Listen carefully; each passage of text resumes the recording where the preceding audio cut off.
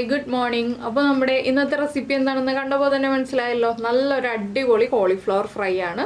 വൈകുന്നേരം ചൂട് ചായയുടെ കൂടെ കഴിക്കാൻ പറ്റിയ നല്ലൊരു സ്നാക്കാണ്. അപ്പോൾ നമുക്ക് ഈ രീതിയിൽ കോളിഫ്ലവർ ഫ്രൈ എങ്ങനെയാണ് ഉണ്ടാക്കുന്നതെന്ന് നോക്കാം. അതുപോലെ തന്നെ നിങ്ങൾ ഈ ഒരു രീതിയിൽ പ്രസൻറ്റ് ചെയ്തിട്ട് ഒന്ന് കൊടുക്കൂട്ടോ വീട്ടിലെല്ലാവർക്കും കൊടുക്കുമ്പോൾ. എന്താണെന്ന് വെച്ചാൽ സവോളയും ടൊമാറ്റോ സോസും എല്ലാം ചേർത്ത് കഴിക്കുമ്പോഴാണ് കോളിഫ്ലവർ ഫ്രൈക്ക് കൂടുതൽ ടേസ്റ്റ് ഉണ്ടാവുക. അപ്പോൾ എന്തായാലും എല്ലാവരും ട്രൈ നോക്കുമെന്ന് വിചാരിക്കുന്നു. നമുക്ക് നമ്മുടെ വീഡിയോയിലേക്ക് കിടക്കാം.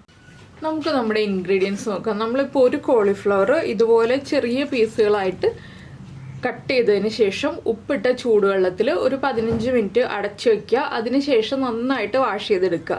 അപ്പോൾ ഇത് കുറച്ച് വലിയ പെറ്റൽസ് ആയിട്ടാണ് ഞാൻ അടർത്തി എടുത്തിട്ടുള്ളത്.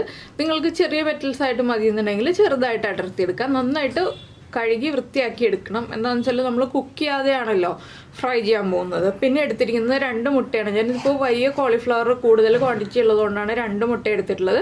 ചെറിയ ക്വാണ്ടിറ്റി ആണെന്നുണ്ടെങ്കിൽ നിങ്ങൾക്ക് 1 മുട്ട എടുത്താൽ മതി.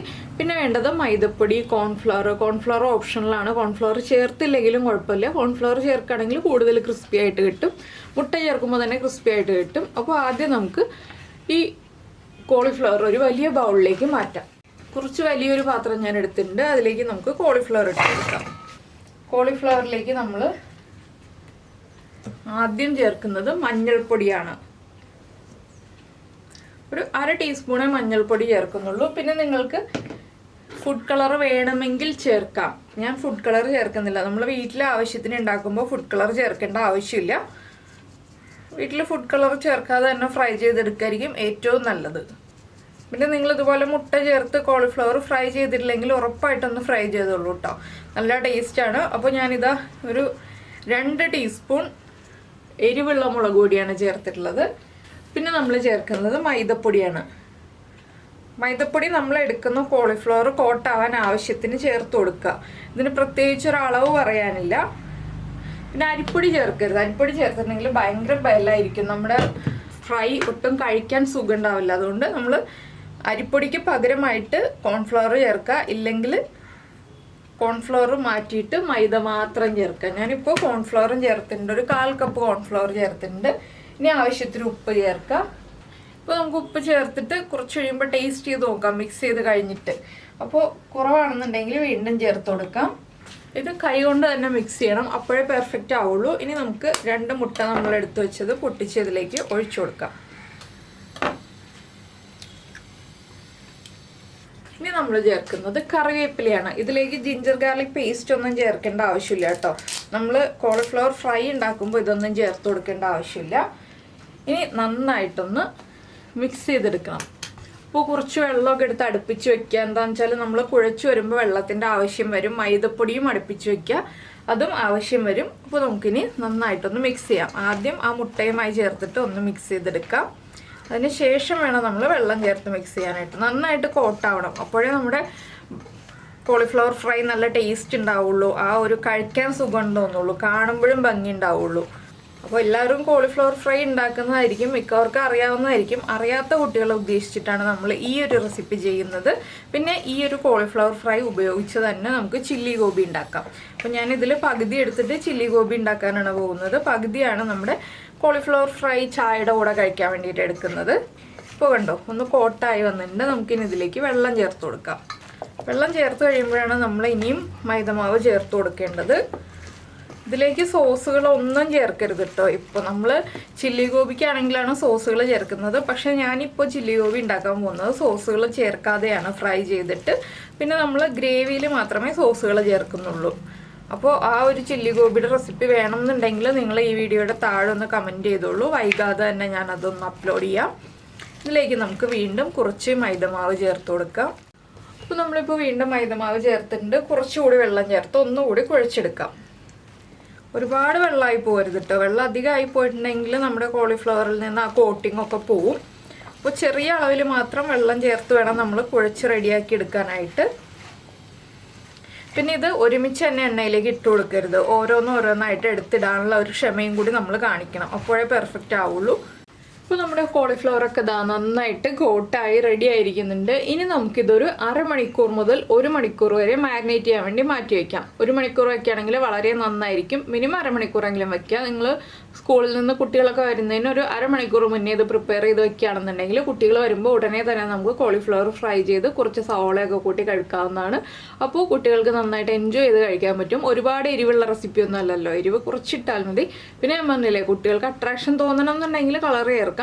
ഫുഡ് കളർ ചേർത്തിട്ടുണ്ടെങ്കിൽ അത്ര നല്ലതല്ല, അതുകൊണ്ടാണ് നമ്മൾ ഫുഡ് കളർ ചേർക്കാതെ ചെയ്യുന്നത്. നിങ്ങളുടെ ഇഷ്ടം പോലെ അതിൽ വ്യത്യാസം വരുത്തുക. ഇനിയിപ്പോൾ ഞാനിത് മാറ്റി വയ്ക്കിട്ട് 1 മണിക്കൂർ കഴിഞ്ഞിട്ടാണ് ഞാൻ ഫ്രൈ ചെയ്യാൻ പോകുന്നത്. ഇപ്പോൾ നമ്മുടെ കോളിഫ്ലവർ മാരിനേറ്റ് ചെയ്ത് വെച്ചിട്ട് 1 മണിക്കൂറായിട്ടോ. ഞാനിപ്പോൾ എണ്ണയൊക്കെ നന്നായിട്ട് ചൂടാക്കി എടുത്തിട്ടുണ്ട്. ഇനി നമുക്കിതിലേക്ക് കോളിഫ്ലവർ ഇട്ട് കൊടുക്കാം. വേപ്പിലയോട് കൂടി തന്നെ ഇട്ട് കൊടുക്കുക. ഓരോ കോളിഫ്ലവറായിട്ട് എടുത്തിട്ട് ഇട്ട് കൊടുക്കുക. ഹൈ ഫ്ലെയിമിൽ വെച്ചിട്ട് തന്നെ നമുക്ക് ഫ്രൈ ചെയ്തെടുക്കാം. ലോ ഫ്ലെയിമിലേക്കൊന്നും വെക്കേണ്ട ആവശ്യമില്ല. വലിയ ബർണറിലല്ല, ഒരു മീഡിയം ബർണറിൽ ഹൈ ഫ്ലെയിമിൽ വെച്ചിട്ട് ഫ്രൈ ചെയ്തെടുക്കാം. ഒരുമിച്ച് നമ്മൾ ഒരു സ്പൂൺ ഉപയോഗിച്ചൊന്നും ഇട്ട് കൊടുക്കരുതെന്ന് മാത്രം. ഇതുപോലെ കൈ ഉപയോഗിച്ച് നമ്മൾ ഓരോന്നായിട്ട് എടുത്തിട്ട് കൊടുക്കുക. അപ്പോൾ ഞാനിത് മുഴുവൻ ഇട്ട് കഴിഞ്ഞിട്ട് ഫ്രൈ ചെയ്തിട്ട് ബാക്കിയുള്ള കാര്യങ്ങൾ നമുക്ക് പറയാം. അപ്പോൾ ഫ്രൈ ചെയ്ത് കഴിഞ്ഞിട്ട് പ്രസൻറ്റ് ചെയ്യുന്നതിലും കൂടി ഉണ്ട് കാര്യം. പ്രസൻറ്റ് ചെയ്യുമ്പോഴാണ് നമുക്ക് കഴിക്കാൻ നല്ലൊരു ഒരു ഇൻട്രസ്റ്റ് തോന്നുക. എല്ലാവർക്കും കാണുമ്പോൾ തന്നെ കഴിക്കണം എന്ന് തോന്നണം എന്നുണ്ടെങ്കിൽ നമ്മുടെ പ്രസൻറ്റേഷനും കൂടി അതുപോലെ ഭംഗിയായിരിക്കണം. ഇതിൻ്റെ കൂടെ കഴിക്കാൻ ഏറ്റവും നല്ലത് ടൊമാറ്റോ സോസും അതുപോലെ സവോള വട്ടത്തിലോ അല്ലെങ്കിൽ നീളത്തിലോ കനം കുറച്ച് കട്ട് ചെയ്തതുമാണ്. അപ്പോൾ നിങ്ങൾ അത് രണ്ടും ചേർത്തിട്ട് തന്നെ സെർവ് ചെയ്യാം കേട്ടോ. അപ്പോൾ ഞാനിതെല്ലാം ഇട്ട് കഴിഞ്ഞിട്ട് ഫ്രൈ ആയി കഴിയുമ്പോൾ കാണിക്കാം ഏത് പാകത്തിലാണ് ഫ്രൈ ചെയ്തെടുക്കുന്നതെന്ന്. ഒരുപാട് മൂപ്പിച്ചെടുക്കരുത്. കറക്റ്റ് പാകത്തിൽ കുക്ക് ചെയ്തെടുത്താലാണ് കോളിഫ്ലവർ ഫ്രൈക്ക് ടേസ്റ്റ് ഉണ്ടാവുക. അപ്പോൾ ഞാനിതെല്ലാം ഫ്രൈ ചെയ്തെടുക്കട്ടെ. നമ്മുടെ കോളിഫ്ലവർ എല്ലാം ഫ്രൈ ആയി വന്നിട്ടുണ്ട്. നമുക്കിതുപോലെ തന്നെ അടുത്തടുത്ത ബാച്ചുകളായിട്ട് മുഴുവനും ഫ്രൈ ചെയ്തെടുക്കാം. അപ്പോൾ ഞാൻ ഇതുപോലെ എല്ലാം ഫ്രൈ ചെയ്ത് കഴിഞ്ഞിട്ട് ബാക്കി ചെയ്യുന്ന കാര്യങ്ങൾ പറയാം കേട്ടോ. അപ്പോൾ നല്ല ക്രിസ്പി ആയിട്ടാണ് ഫ്രൈ ആയി വന്നിട്ടുള്ളത്. അപ്പോൾ ഇനി നമുക്ക് ബാക്കി കാര്യങ്ങൾ പിന്നീട് കാണാം. ഇപ്പോൾ നമ്മുടെ കോളിഫ്ലവറൊക്കെ നമ്മൾ ഫ്രൈ ചെയ്ത് ലാസ്റ്റ് ബാച്ചാണ് ഞാൻ ഈ ഫ്രൈ ചെയ്തുകൊണ്ടിരിക്കുന്നത്. അപ്പോൾ ഇത് എണ്ണയിൽ നിന്ന് മാറ്റിയിട്ട് ഇനി നമുക്ക് ഗാർണിഷിങ്ങിനുള്ള കാര്യങ്ങൾ നോക്കാം. അത് അധികം കാര്യങ്ങളൊന്നുമില്ല കേട്ടോ, നമ്മുടെ വീട്ടിലുള്ള കാര്യങ്ങൾ വെച്ചിട്ട് തന്നെയാണ് നമ്മൾ ഗാർണിഷ് ചെയ്യുന്നത്. എണ്ണയിൽ നിന്ന് കംപ്ലീറ്റ് കോളിഫ്ലവർ മാറ്റിയതിന് ശേഷം മാത്രം ഗാർണിഷിങ്ങിനുള്ള കാര്യങ്ങൾ നോക്കുക. നമുക്കിനി എണ്ണയിലേക്ക് ആദ്യം നമ്മുടെ കറിവേപ്പില ഉണ്ടല്ലോ, കറിവേപ്പില ഇതുപോലെ വെച്ച് കൊടുക്കാം. അപ്പോൾ നമ്മുടെ കയ്യിലേക്ക് തേക്കില്ല. അതുപോലെ തന്നെ ഞാൻ 2 പച്ചമുളക് സ്പ്ലിറ്റ് ചെയ്തെടുത്തിട്ടുണ്ട്, അതും ഇതിലേക്ക് ഇട്ട് കൊടുക്കാം. ഇതിപ്പോൾ നമുക്ക് എണ്ണയിൽ നിന്ന് കോരിയെടുക്കാൻ എളുപ്പത്തിനാണ് നമ്മൾ ഇതുപോലെ ഫ്രൈ ചെയ്യുന്നത്. നമ്മൾ എണ്ണയിലേക്ക് ഡയറക്റ്റ് ഇടാതെ ഇതുപോലെ വെച്ചിട്ട് ഫ്രൈ ചെയ്തെടുക്കുകയാണെങ്കിൽ എളുപ്പത്തിൽ നമുക്ക് എണ്ണയിൽ നിന്ന് എടുക്കാം. കോരിയെടുത്ത് ബുദ്ധിമുട്ടേണ്ടി വരില്ല. അതുപോലെ തന്നെ ഇടാനും സേഫാണ്. നമ്മൾ ഈ ഒരു കയ്യിലേക്ക് വെച്ച് കൊടുത്തിട്ട് എണ്ണയിലേക്ക് വെച്ച് കൊടുത്താൽ മതി. അപ്പോൾ നമുക്ക് പൊട്ടിത്തെറിക്കുന്നുള്ള പേടി വേണ്ട. ഇതിനൊന്ന് ഫ്രൈ ആയി വരുമ്പോൾ നമുക്ക് എണ്ണയിൽ നിന്ന് മാറ്റിയിട്ട് നമുക്ക് പ്ലേറ്റിലേക്ക് വെച്ച് ഗാർണിഷ് ചെയ്യാം. അപ്പോൾ ഇത്രയേ ഉള്ളൂ നമ്മുടെ ഗാർണിഷിങ്ങിനുള്ള സാധനങ്ങൾ. നമ്മുടെ വീട്ടിൽ ഏറ്റവും ഈസി ആയിട്ട് അവൈലബിൾ ആയിട്ടുള്ള കറിവേപ്പിലയും പച്ചമുളകും പിന്നെ ഒരു സവോള നീളത്തിൽ കട്ട് ചെയ്ത് വെച്ചിട്ടുണ്ട്, അതും കൂടി ചേർത്തിട്ടാണ് നമ്മൾ ഗാർണിഷ് ചെയ്യാൻ പോകുന്നത്. അപ്പോൾ ഞാൻ ഫ്ലെയിം ഓഫ് ചെയ്യാണ്. ഇനി നമുക്ക് ഗാർണിഷ് ചെയ്തിട്ട് കാണാം. അപ്പോൾ ഇത്രയേ ഉള്ളൂ നമ്മുടെ കോളിഫ്ലവർ ഫ്രൈഡ് പരിപാടി. അപ്പോൾ എല്ലാവരും ഉണ്ടാക്കി നോക്കുക. ഉണ്ടാക്കി നോക്കിയിട്ട് ഇഷ്ടമായി കഴിഞ്ഞിട്ടുണ്ടെങ്കിൽ ഒന്ന് നമ്മുടെ ചാനൽ സബ്സ്ക്രൈബ് ചെയ്ത് സപ്പോർട്ട് ചെയ്യണേ. സബ്സ്ക്രൈബ് ചെയ്യുന്നതിന് ഈ വീഡിയോയുടെ താഴെയുള്ള റെഡ് സബ്സ്ക്രൈബ് ബട്ടൺ ഒന്ന് ക്ലിക്ക് ചെയ്യുക. ബാക്കിയുള്ള കാര്യങ്ങൾ ഞാൻ പ്രസൻറ്റ് ചെയ്യുമ്പോൾ പറയാം. അപ്പോൾ ഞാൻ നേരത്തെ പറഞ്ഞു നിർത്തിയതുപോലെ നമ്മൾ സബ്സ്ക്രൈബ് ചെയ്യുന്നതിന് ഈ വീഡിയോയുടെ താഴെയുള്ള റെഡ് സബ്സ്ക്രൈബ് ബട്ടൺ ഒന്ന് ക്ലിക്ക് ചെയ്യുക. അതിൻ്റെ റൈറ്റ് സൈഡിലുള്ള ബെല്ലൈക്കനും ക്ലിക്ക് ചെയ്യുക. അപ്പോൾ ഓളെന്ന് പറഞ്ഞിട്ടൊരു ഓപ്ഷൻ കാണാം.